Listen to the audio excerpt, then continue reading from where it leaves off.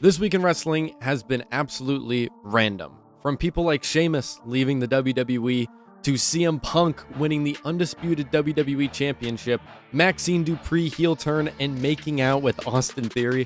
These are all things we are going to talk about on this podcast and future podcasts. If you want to do me a favor, drop a follow down below, maybe like this up. I'd really appreciate it. And let's go ahead and hop right in.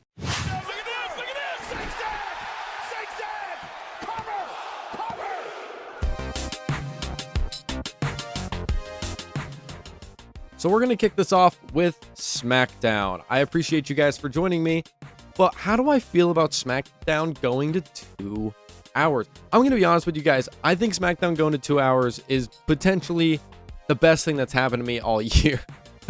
I could not stand dealing with SmackDown being 3 hours just because that extra hour was so much filler, and I felt like people saw this opportunity whenever it was switching to 2 hours, 3 hours, and you're thinking, okay, well, now we're going to get more matches, we're going to get more feuds, we're going to have more people coming out of catering. And it was like, yeah, I thought the exact same thing because SmackDown at the time was really struggling. And I was like, okay, we get an extra hour, we get more people into the scene, we have all these different new storylines we could possibly make. But instead, whenever they added that extra hour, it was an extra hour full of ads, random BS, and stuff nobody cared about. And they kind of just drug on the matches a little bit longer, which, like, I'm not necessarily mad about. That's not the part I'm mad about. I'm mad about how they filled the extra hour with ads and random stuff, and it felt like they did not utilize that hour as much as they should have. And what ended up happening was they came out really strong in that first hour. So, you know, we got how many matches that very first SmackDown that went to 3 hours? It was like 6 matches or something like that. Six matches. Tons of backstage segments. We got some promos in the ring. Like, I was like, okay, this is going to be like SmackDown's comeback. And then as the weeks went on, it just became more ad filled and just more trash. And like this past 2 months, 3 months, I think SmackDown has been borderline almost unwatchable. The only reason I watch it genuinely is because Chelsea Green's on there and she was hurt for part of it. So like, SmackDown has just not been my favorite. It's never been my favorite brand. I think it being on a Friday also doesn't help because I'm always doing stuff on a Friday, but that's more of a me thing. But it just sucked. That extra hour was pretty much worthless. And I just think that if you're going to add on another hour, you just got to make sure you're utilizing that properly. SmackDown going to 2 hours is fantastic. And I think last week's SmackDown was the best SmackDown we've had in months. Because everything just felt like on point. Everything was on pace. We had this problem where everything felt so dragged out, and we were watching 5 minutes of entrances because they had the extra time. Going back to 2 hours, it makes WWE try and hone in on the stories they're at, and I think the quality of the product is going to be so much better because of the hour change. I don't know. If you guys feel differently, please comment down below. I'd like to know. But I think SmackDown going to 2 hours is the best thing for it right now.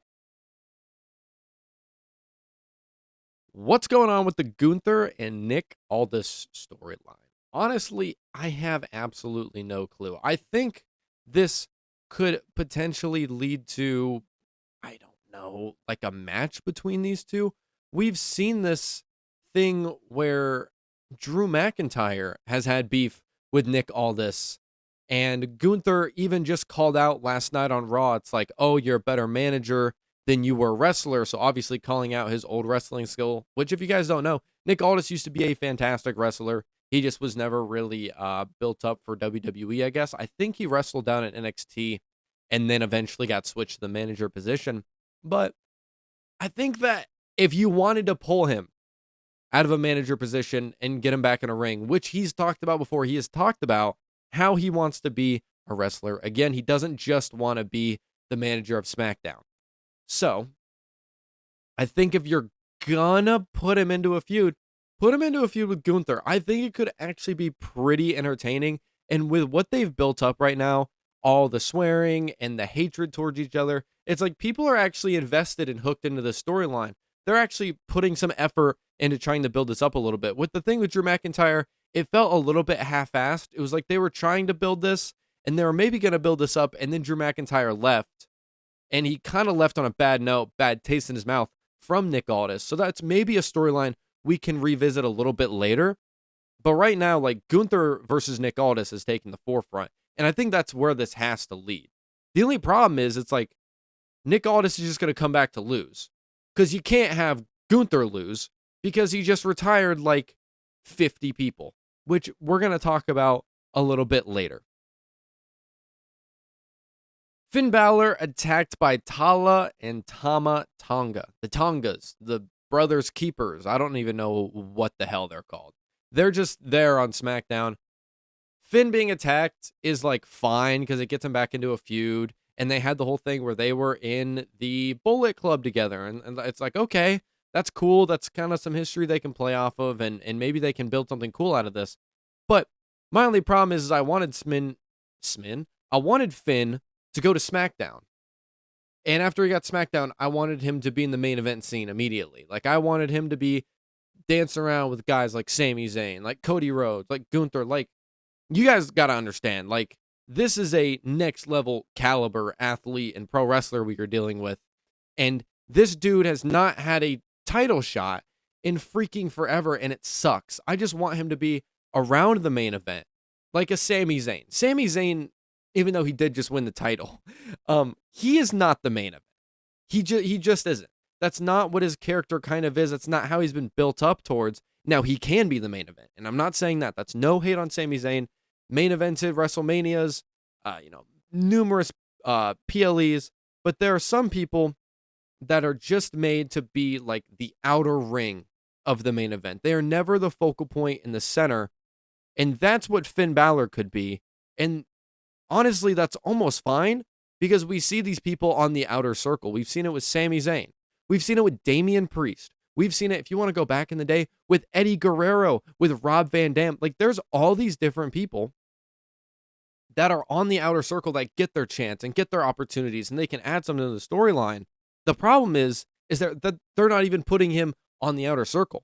There's the main event, then there's the random crap and the tag titles and the U.S. scene, which is fantastic, by the way. No hate on the U.S. title scene. They're doing a fantastic job. But then on the outer circle, it's like, okay, who are two people we can just randomly throw into a feud for the hell of it? That's where Finn's at. And that's where he's been stuck at for a really long time. And I thought the Judgment Day breakup with Finn and Dominic and JD, like, I thought that was going to lead to Finn Balor switching brands, going after titles. And instead, he's just straight back into the Webiverse with Damian Priest. And along with that, he's just back into this whole Tongaverse. It's the Tongaverse. We got the Webiverse and the Tongaverse, and he's just stuck in between all of it. So why? Finn needs to just, like, I mean, he can have like a PLE match, I guess. What if they build this up enough to have like a street fight at SummerSlam? Yeah, sure. Do that. I would love it. But then after that, Finn Balor main event scene. Because I swear, if this feud goes for 6 months, like the last MFT feud did, I will actually lose my mind. And if Finn Balor is not in the main event scene the week after SummerSlam, I'm going to lose my mind. Breaking news. Gotta be the saddest news of the year. Genuinely. Like, I was really pissed about the Kairi Sane release. I was pissed about, like, the New Day getting released, but I just don't think they decided to sign their contract. I don't remember if Sheamus decided to leave or not. But Sheamus is leaving the WWE. I gotta be honest, this is the saddest shit I've ever heard. Like, this is a guy I seriously grew up watching, and he was always like one of my favorites, like the orange mohawk. I remember, like, he was one of those people whenever I was little, I even understood, like, I hate him so much that I like him. He's such a D-bag with the orange mohawk, but he just, like, brutally just attacked everyone. He was awesome. He had banger after banger after banger. And, you know, he had that massive injury, 2 years ago? And I swear he's just been on, like, the tumble bus ever since then. And he's been hurt since that John Cena match against the Judgment Day. And now it's just like, where's Sheamus been?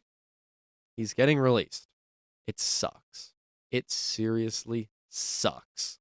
I don't know if Sheamus is going to go to like a TNA or a New Japan or maybe an AEW. I really don't know what his plans are. Like, he's obviously getting up there. So you just got to think, like, does he retire? Like, what is this it for the Celtic Warrior? And if it is, dude, I mean, like, what a freaking run. What a freaking run. Like, this dude did not have a bad match, I swear, ever. And like, this is the hardest release for me, honestly. Like, AJ Styles retiring, it's like, yeah, cool. John Cena, no, not my cup of tea. The New Day, like the New Day getting released did suck too, because that were kind of a similar situation where it's like I grew up watching those guys. Like, I grew up watching AJ, but like not really, because when did he come to WWE? 2015, 2016? So that wasn't like prime childhood. Like, Sheamus was like, he hit his peak in 2012. That's whenever I was peak watching the WWE. I started in 2010. Like, 2012, that Sheamus that was World Heavyweight Champion, Money in the Bank holder, it's like, that was the Sheamus I know. And that Sheamus never left. He never left my heart. And it seriously sucks that he's leaving, because it's just like, damn, man. Damn. But I do wish him the best. He's such a good dude too. Like, if you see any interview, if anyone ever runs into him and gets to talk to him, he's like such like a down to earth guy, and just, he's an Irish beast, and I wish him the best. What part of yourself do you think people misunderstand the most? I think this can go for almost all people, but I think that, like, this isn't really me to a T. This is just something I can think about. I think that a lot of people do this thing where they're trying to harbor emotion or trying to just like figure things out on their own. And they kind of just like shut themselves down to the people around them, which I've gone through numerous times. And it's just because it's not that I don't trust the people around me. It's just that you don't want to show that side of yourself, and you don't want to maybe burden the people around you. So what you do is you just kind of like trying to work through it on your own in your head at work, and you're just like constantly thinking about this kind of stuff. So like, I think people misunderstand that I'm not just Corbin. Like, I am. But, deep down inside, like, and this goes for everybody, we all have like our own things we're dealing with, whether it's things in your family, maybe like mental health stuff, especially in guys. Any guys out there like dealing with stuff like that, like reach out to anyone, seriously. And there's so many stories. Like, LA Knight said it the best, and Patty Pimblett. If you guys want to, if you guys need to hear just like a little motivational mental health for men snippet, please look it up on YouTube. It's fantastic. But the part of myself that people misunderstand is that, like, I'm pretty like deep emotionally. And I don't show it because I kind of act like an idiot most of the time, and I'm really talkative and all this stuff. But I think that, like, if you actually like sat down and you were like hanging out with me, you wouldn't be like, oh, he's got stuff going on at home. Oh, he's got this going on. Oh, he's trying to, make sense of this situation. And I'm not saying everything has to be like, oh, my papa just passed away. It doesn't have to be like all these things. It can be the small things. It can be like, man, I'm moving into my apartment soon. I'm going to be leaving my house. Like this is it. And you're looking around your room and like, wow, this sucks. Like, this sucks because once I move into my apartment, like, that's my home now. Like this isn't my home. Like, it can be smaller things like that. And I think that a lot of people, not just me, like I was saying, a lot of people can misunderstand that, like, what people are going through, they don't show it on the outside, and maybe in their day-to-day lives whenever they get cut off in traffic, which sucks. And I rage at it all the time, and I need to do better. But whenever something small like that happens to them, they need to sit back and realize it's like, okay, what they just did inconvenienced me, but I'm not hurt. Nobody else got hurt. Maybe something's going on that I don't know about. And seriously, that's something that I need to get better at. But that's something that's kind of like misunderstood about me, is that I'm kind of emotionally deep, I guess. I don't know. Maybe you think that, because I try to be like emotionally deep on a podcast because I feel like people can relate with me a little bit more. But also, I don't know. Maybe you sit here and just think I'm a freaking idiot that talks about WWE. Who knows? Jumping over to Raw. Gunther attacks Cody Rhodes and then says he will go after Sami Zayn. Haha, funny enough. LOL. We're going to put a pin in that. We'll get back to that. But he kicks the door of not Cody's, Sammy's BMW into Cody's head, bloodies him up, and Cody has to leave the building. So we were going to be set up for Cody versus Sami, kind of a little a rerun of the title match, Sami versus Cody, but inevitably we didn't end up getting it. Instead, we just focused on trying to get pops from all the arenas we go to. Seth Rollins tears apart Roman Reigns on the mic. This whole segment that I'm going to get into, LA Knight, Seth Rollins, talking about Roman Reigns, LA Knight going after Seth Rollins, like all of these promo parts were working for me. Sometimes people come out on the mic, like, the Usos or Jacob Fatu or whoever. Like, it can be whoever. Like, not just naming those people out directly. Those are just the people that have done it most recently. They come out on the mic and they just say a whole bunch of nothing. They're like, oh, the OTC's up, warning shot, bow. And it's like, cool. Like, that's fine. Like, we can do that. But this segment has taken up 20 minutes of Raw.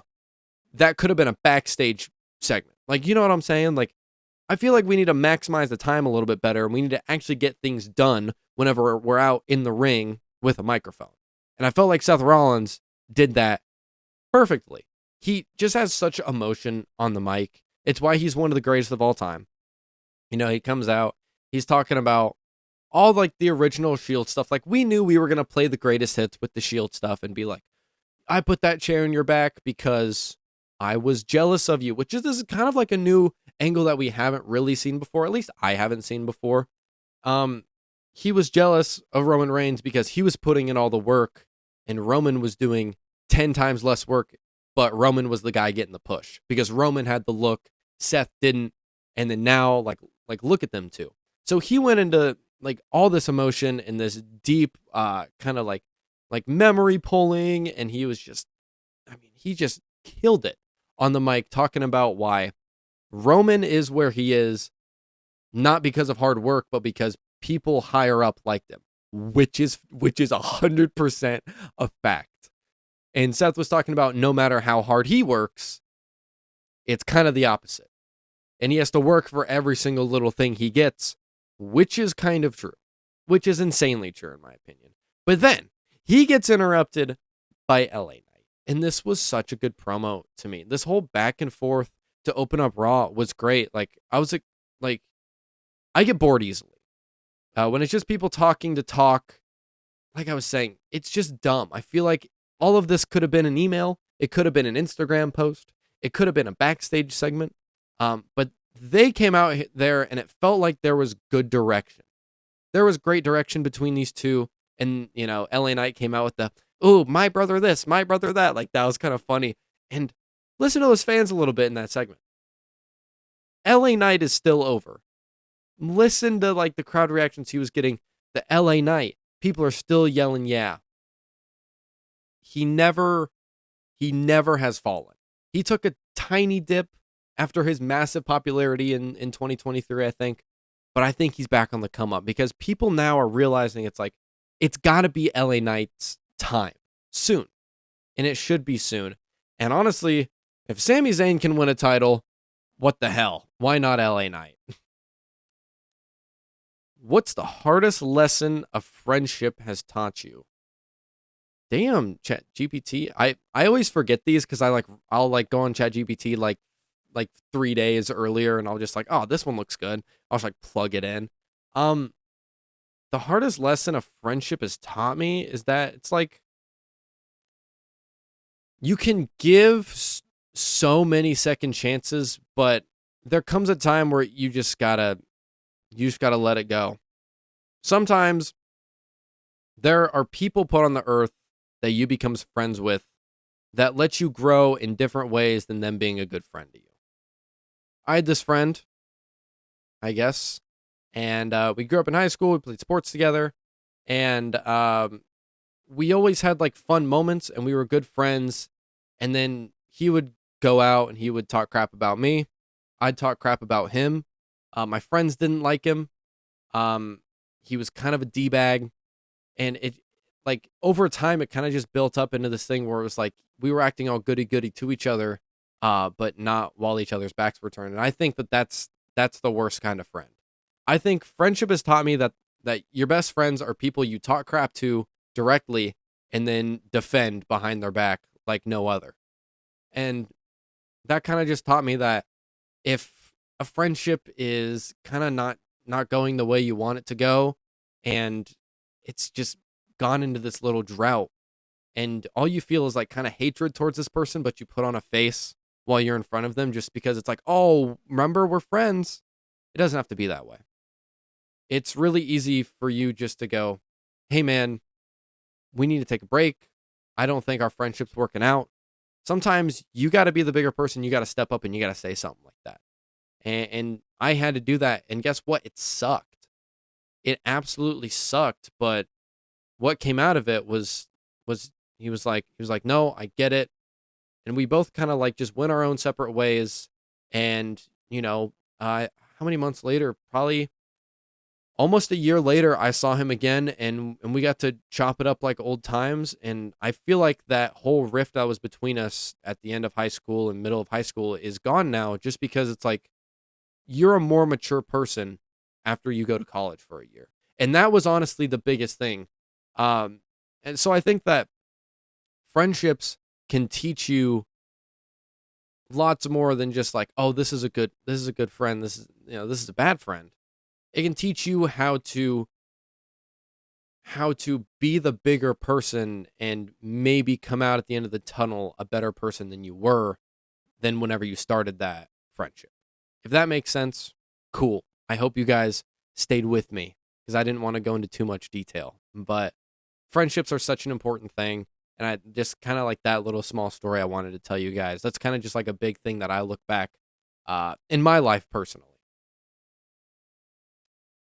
The Street Profits versus the Vision. This is not what I was expecting. And here's the thing. I've been online already. Oh, but this is stupid. Shut up. This is going to be fun. You got to understand that, like, I think this is a good opportunity for Maxine. This is a good opportunity for Austin Theory. This is a good opportunity for Logan Paul to go away for a little bit to keep resting his arm. I don't know if he's going to keep playing this managerial role or not. But like, it does suck that the Street Profits lost the title so quickly because they deserve a long run. I said that last week, 2 weeks ago, whatever it was, they deserve a long, fruitful run with tons of defenses.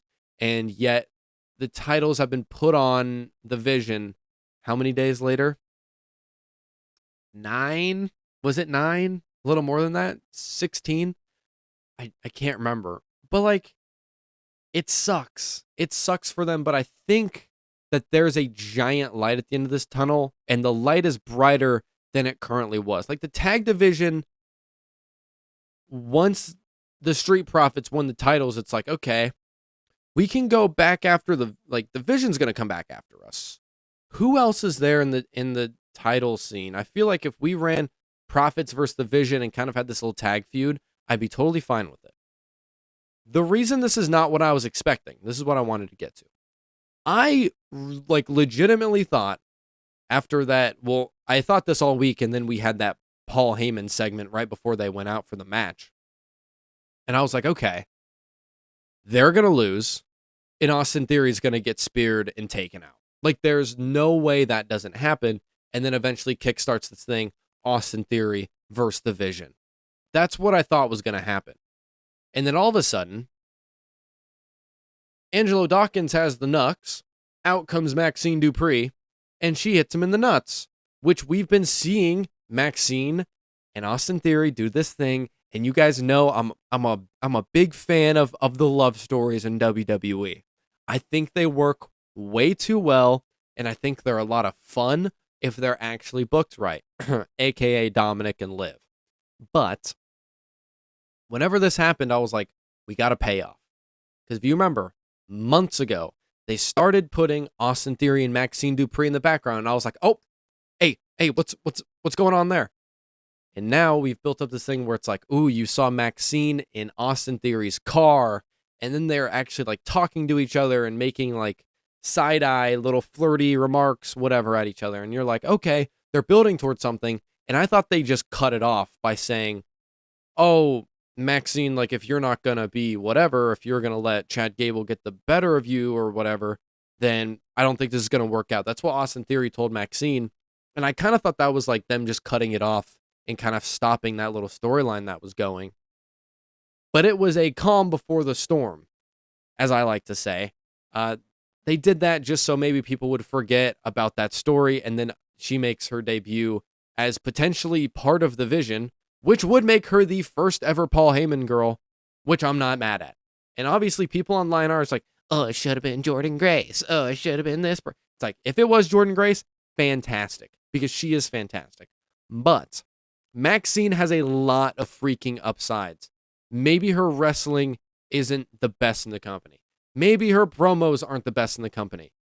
But my goodness, if you've seen her improvement from 8 months ago to now, it's like a totally different wrestler. That's why I'm so excited. If she can work with Paul Heyman, who's the best manager, match creator, character changer, whatever you want to do, the best mind inside of WWE, if you take the best mind and put it to a Maxine Dupree, we are going to get something extremely special. And I don't think that's the thing that people are exactly thinking about. So I'm excited. And of course, since Maxine comes out, hits Angelo Dawkins in the nards, Austin Theory picks up a win for the Vision. The Vision are the tag title holders again. But this time, of course, Austin Theory and Braun Breaker are holding the titles, which I like. I like that. I think it's cool that, I don't know. I think that them two together actually work really well as tag partners because they kind of just have that good look. But then, of course, following that, Maxine's like looking him up and down. Austin Theory's got the title. She jumps into his arms. They start making out on TV. Nice. But also, it's not nice for Austin Theory's fiance and our boy Cam Hendricks down on NXT, who is Maxine Dupree's husband. I just think it's really funny that they just got married and now, he just got thrown into a storyline. Well, she got thrown into a storyline with Austin Theory, potentially the most attractive guy on the roster, and they're now in this love relationship. Kind of funny. Pull up a chair. If you understand that reference, go ahead and pull up a chair, big dog. Mr. Cam Hendricks, pull up your chair. But I think that there's going to be a lot of upsides to this story. And I think that like the newest WWE couple joining the villa, if you want to say that, I think it's a great idea. I would just give Maxine a chance to show a different side, a heel side. Have her turn on the Alpha Academy, two people that everybody loves, Kira Tozawa and Otis. Have her turn on them, have the Vision beat them up. Like, that's the easiest way to make someone more of a heel. It's like, Otis, who everyone loves? Akira Tozawa, who everyone loves? Austin Theory, just go mollywop them. Just cuz. And then, of course, have Maxine not help the Alpha Academy. And it would just be this whole great dynamic that we could really kind of build off of. So, I'm fine with this. Another thing. Let's have Austin Theory win some singles matches and not just get pinned all the time. Because it's starting to piss me off because he won the tag team championships. He came out and beat people up with the chair. And then 3 weeks later, he's losing clean to Joe Hendry. No offense to Joe. Love Joe. But I feel like a power-hungry Vision Austin Theory should not be losing to Mr. Say His Name. Even though I am a believer, I'm a believer in Joe Hendry, but Austin Theory needs to win singles matches. Don't just let him be a tag team guy where it's like, oh, he cheats to win the tag team matches, and then he goes out and faces Joe Schmo and gets pinned in 5 seconds by Joe Schmo on Raw. It's like, let's not do that. IC title #1 contender gauntlet match set for next week. And I gotta be honest, I'm so hyped. I mean, talk about a banger incoming. Let me read you off who's in this gauntlet match. If you guys don't understand a gauntlet, 2 people will start, and whoever pins the first person will stay in the ring. The person who loses is out, and out comes another person. So it's kind of just like a random drawing, like who actually is the last person to go out, who, you know. So it kind of is a little bit skewed because it's like the first person usually makes it all the way to the end and then loses to whoever the last person is. Like that happens a lot. I'm intrigued on how they're going to play this out. Here are the competitors. Dragon Lee, dog. Chad Gable, dog. Joe Hendry, dog. Javon Evans, dog. Dominic Mysterio, goat. Ethan Page, goat. Rusev, dog. Like, these are like, how many people are in here are like my favorites? Ethan Page, Dominic Mysterio, Chad Gable, Javon Evans. Like, and I love the other 3 guys as well.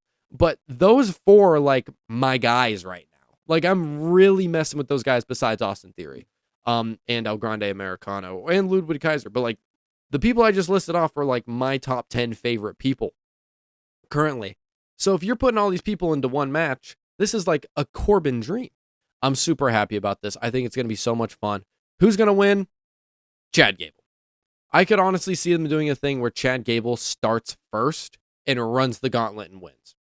That would not shock me at all. I think that having Chad Gable win the IC title in his hometown at SummerSlam after everything he's gone through would just be the biggest delight. Absolute biggest delight. Raquel versus Sol Ruca.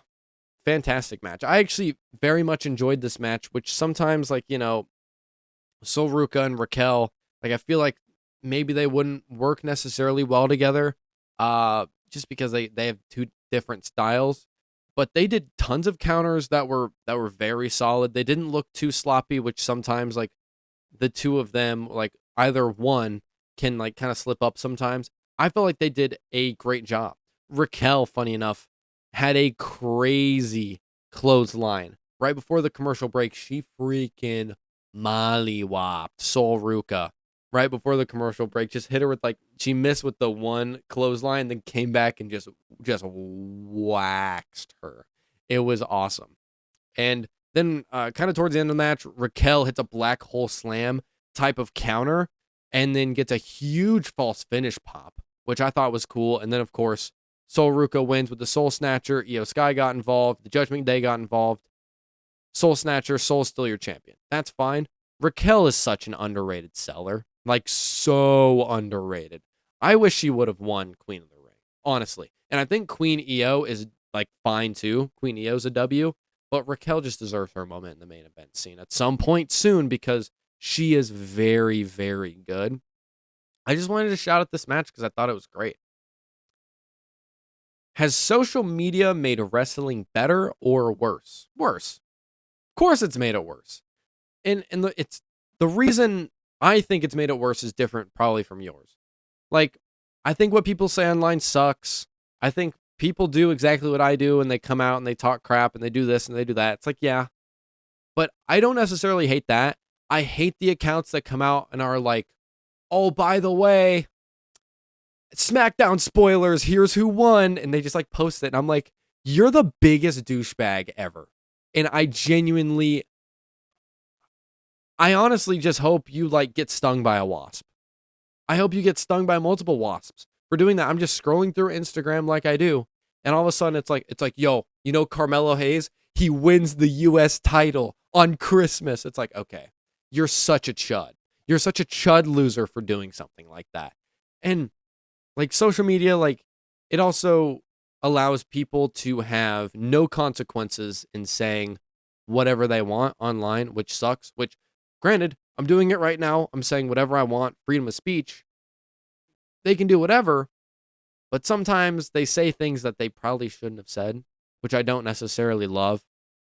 So I think social media has made wrestling worse because it's also been a little bit harder to keep everything on the down low. Like if they're gonna do this big moment where it's like, okay, John Moxley, aka Dean Ambrose. Dean Ambrose is coming back. That would spread like wildfire online. Like you would hear Dean Ambrose released, Dean Ambrose signed to WWE, and then no one would be like overly wowed whenever he made his like re-debut in WWE. That's just an example. It's like social media is the reason that would happen. Now they have to tiptoe so incredibly silent and sneakily just so nothing makes it out into social media, because there are rats inside the WWE that figure stuff out and send stuff out to the people. Like that's the reason people figured out that Sheamus was getting released, which that's a little bit different than someone like a Dean Ambrose returning. But social media has definitely made it harder for some bigger parts of kayfabe to be revitalized. And I think it's probably made it a little bit worse. But I don't necessarily hate social media in wrestling just because I think it's cool that people can voice opinions, give predictions, give this and that online like what I do. I think it's fun. I think it's cool for me to sit down and listen to my boy Santi's app and Santi's app. And, you know, I go through and he's talking about, oh, Sami Zayn's world champion. Where could he go from here? Oh, let's go look at Austin Theory. Ooh, cool. Austin Theory's making out with Maxine Dupree. Oh, cool. Like, I feel like as a community, we can all like sit down and we can kind of like hear each other's opinions. And that's like really fun for me. What's not fun is me going online and seeing people just being like, you know, just saying terrible things about some of the wrestlers or, you know, following them to their house. Shout out Liv Morgan. Sorry, that dude's a weirdo. Like, social media has its upsides, but I think there's also a lot of downsides of social media as well. Rusev and Ethan Page versus Dragon Lee and Chad Gable. Listen, before I even get to the match, I'm down for an American-sounding patriotic music entrance theme, like Jack Swagger's Patriot. That's a banger. I'm down for that kind of music. I hate Chad Gable's theme song. I hate it. Like, it's borderline on the same level as stacking up, Fraxium. I hate that. I hate that theme song way more. This is an exaggeration because that theme song's awful. But the whole, like, hey, this is American man, Gable. Like, no. I hate whenever wrestlers say their own names as the punchline in songs. I hate it. I think that's my new wrestling pet peeve, is saying your own name in your theme song. I think another thing that would help it was like he needs an intro. Like we need the glass shattering. We need the pledge your allegiance to Chelsea Green. Like we need something like that. Because the problem is he's not getting too much of a pop because the music just starts playing and people are like, oh yeah, it's Chad Gable. There's not that immediate like, oh, I know who it is. The second you hear the boom, boom, wrestling has more than like, oh, it's Cody Rhodes. Or, you know, the CM Punk. Or the Roman Reigns. Like there are all these, and those are just like small ones. Those aren't like as iconic as the glass shattering. Or the car crash, Mick Foley. Like, it's like it doesn't have to be anything insane. But if it's just something, it's better. Like right now, he has a crossfade. It's like, oh, fade in the music now. That's like what his intro is. And it sucks. It sucks. He needs a new theme. He needs a completely new thing because I hate his theme, but at least give him some sort of just something to work with for his entrance, like just to kick it off, because no one knows who's coming out until they look at the video board and they're like, oh, it's Chad Gable. What's a wrestling storyline that failed because of execution rather than the idea itself? I'm gonna do a recent one. There's a few that I could go with, like thinking back a little bit, but I'm gonna go with a recent one. Gunther retiring people. Gunther retiring John Cena. Retiring Brock Lesnar, kind of, but not really. Retiring AJ Styles. Retiring Bill Goldberg. It's like, all of that was really cool, and you built this up. It's like, oh, it's the career killer. Like, this guy is an absolute menace. The problem is the execution has massively failed since the retiring of AJ Styles or Brock Lesnar, whichever way you want to look at it. Not Brock Lesnar. What am I even saying? Well, they tried. He was going to. That's what I'm thinking. He was going to retire Brock Lesnar, and he was going to retire Rey Mysterio. Like, that was like what they were kind of aiming for, but it just didn't really work out. He retires AJ Styles and is now in this limbo stage where it's like, okay, you can't take a pin because you have retired the quote-unquote greatest of all time, John Cena. You retired Bill Goldberg. You retired AJ Styles, who is one of the greatest of all time. And now it's like, you can't take a pin, but we don't want to put the title on you. So now Gunther is stuck in this weird, stupid limbo where he's just attacking people and losing in triple threat matches, or getting screwed over by some weird pin where he had his leg under the bottom rope. It's like, they have screwed themselves. They should have had a plan. It's like, okay, if Gunther's going to do this, he's going to win the title at WrestleMania, and he's going to take off. He's not going to lose a freaking match until I don't know when. The problem is I swear he has more losses this year than he has had in his entire freaking wrestling career. It just doesn't really make sense why you'd have someone go out retiring all these people just for them to not do anything. And you build them up like it's just some absolute beast. But instead, you have another beast named Obafemi that you're pushing way more. I just feel like this execution of the career killer in Gunther is just not working. The idea is fine. The idea of someone who retires most wrestlers, is an absolute killer inside of the ring, that's a good idea. But the execution was terrible. And it still is terrible. And they need to find a way to fix it. Sami Zayn's secret opponent shows up on Raw. Cody can't wrestle. What? They built it so well. CM Punk's back. Whoa, no way. I was so shocked. It's in Chicago, and the belt was being defended on Raw. Whoa, this is crazy. There's no way CM Punk returned.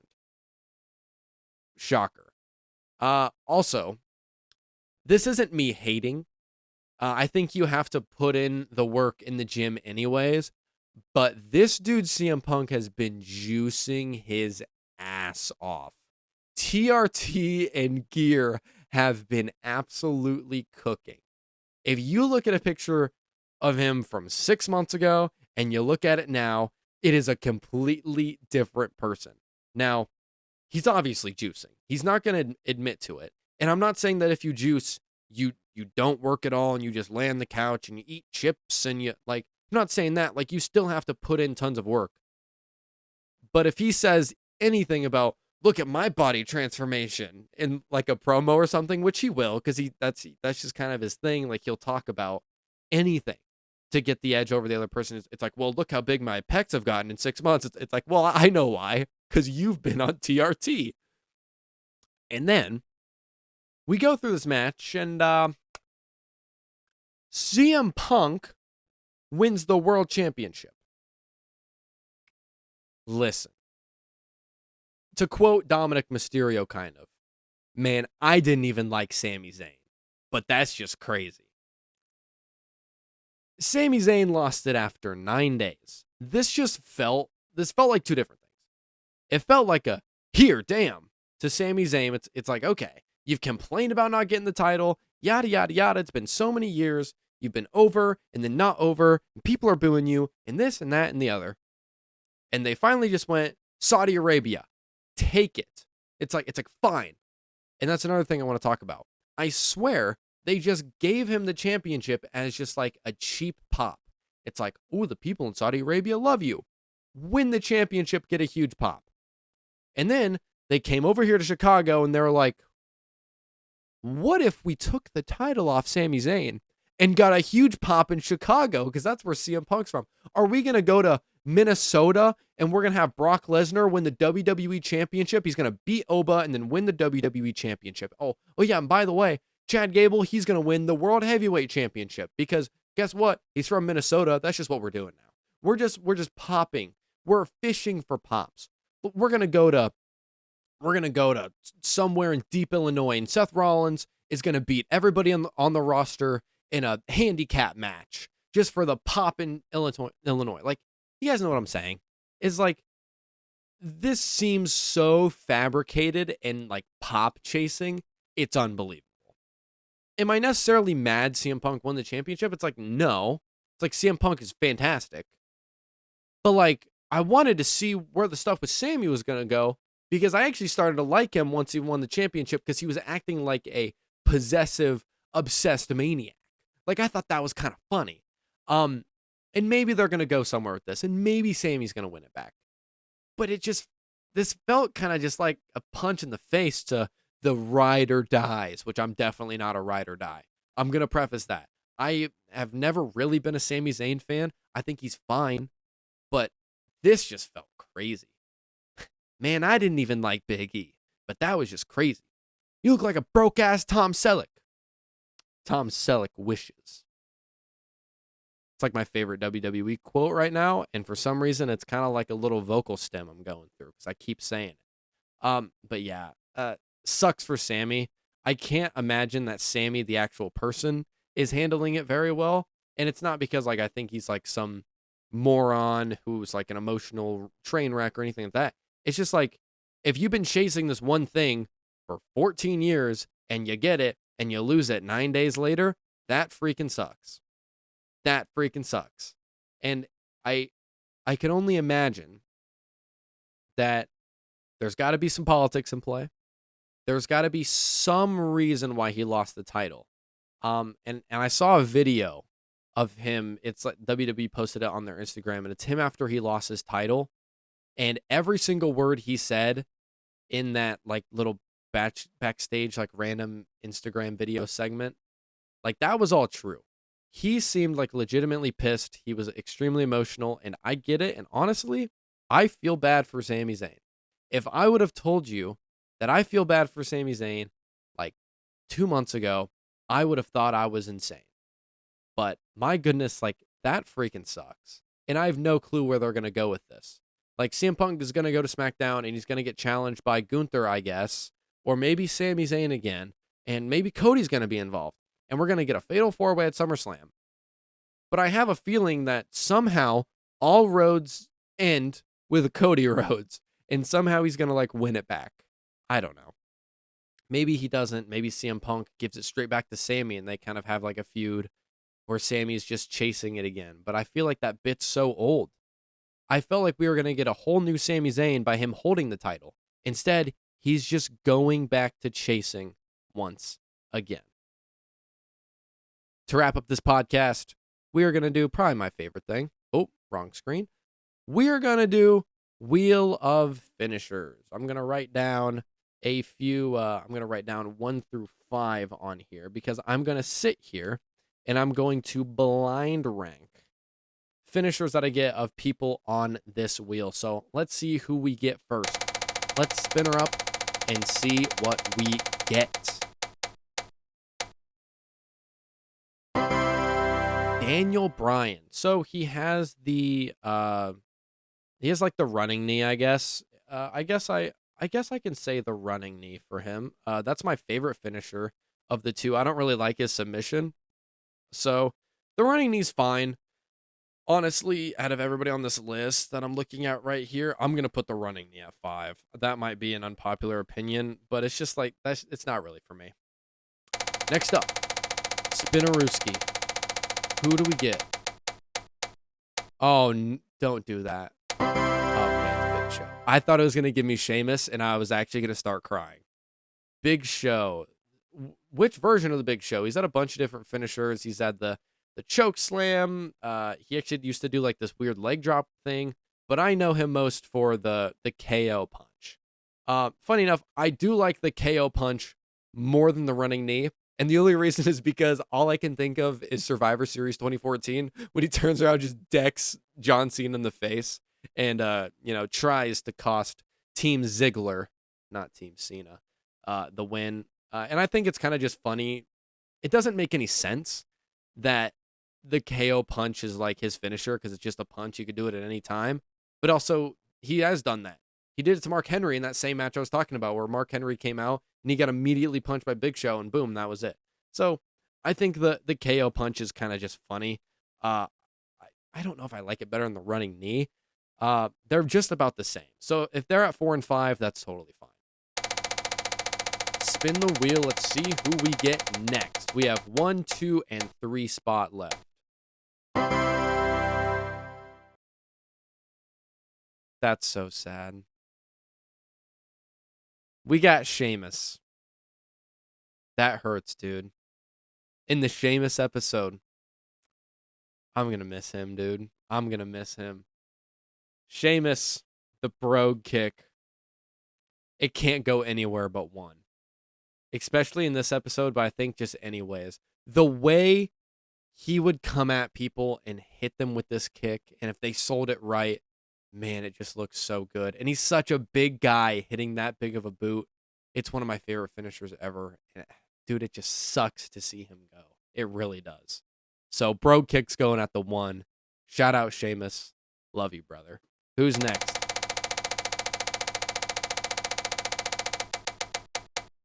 Ooh, I believe this is Rob Van Dam.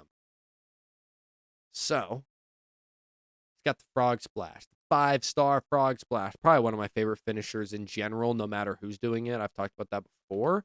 So, yeah, the frog splash, but we're going with RVD's. RVD's frog splash is insane. So, that's going to go at 2, which leaves us the 3 slot left. Let's see who we get. Who can fill out the 3 between the KO punch and the frog splash? Is this the coup de grace? It is. Gosh. That's tough because I love the coup de grace. I would almost put it ahead of the frog splash. Like, those are another, like, tied one for me. That's another one that's, like, super close. So, I can't change the order. But here's what I got, 5-1. At 5, we got the running knee. At 4, we have Big Show's KO punch. At 3, we have the coup de grace. At 2, we have the frog splash, RVD's frog splash. And at 1, we got the brogue kick.